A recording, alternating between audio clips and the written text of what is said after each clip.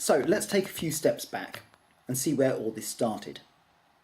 Back in 2012, one of the biggest influences of my life, my Taekwondo instructor and friend, was diagnosed with this. His PSA was hugely elevated, and the medical team thought he'd been carrying it for 10 years. Well, for him, treatments and time were not to be on his side. For the next year, I constantly questioned how this incredible man could possibly have not known and been subject to this unscrupulous injustice.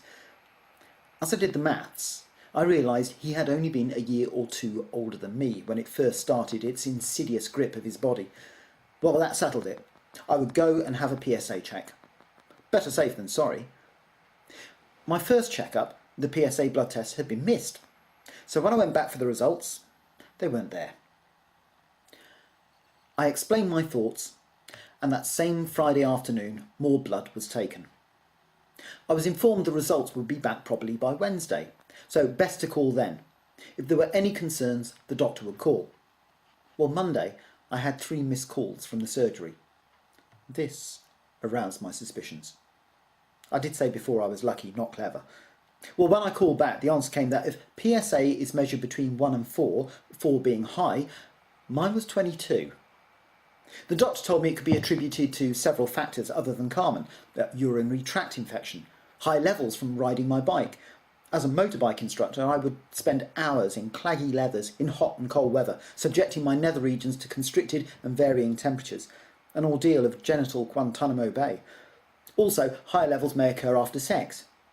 Had I had sex the night before, or even 10 minutes before the test? I wonder if there was something wrong with me.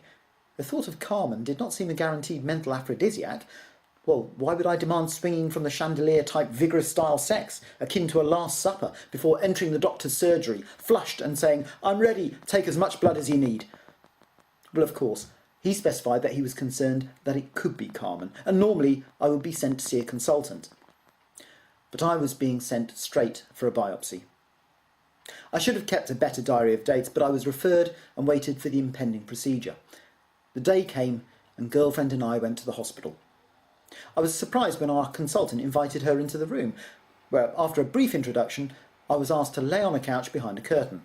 Well, without much further conversation, I was lying in a fetal position with my consultant playing finger puppets with my rectum. I was later to learn that this would be far from the last time I would become sooty to a keen medical puppeteer. We were then told my prostate didn't feel enlarged, although at that point my bottle and glass was not in agreement. So we could wait and see, or do another PSA and check in a couple of weeks. But a couple of weeks would see us in the sunshine with a wallaby. Results were needed now. So a new PSA was taken, and I was told if there was no change to go and visit the land of home and away and shout "You great galah" at Australians who never said it in real life. So, for the sake of E.T. having phoned home in Uranus, didn't seem that bad at all.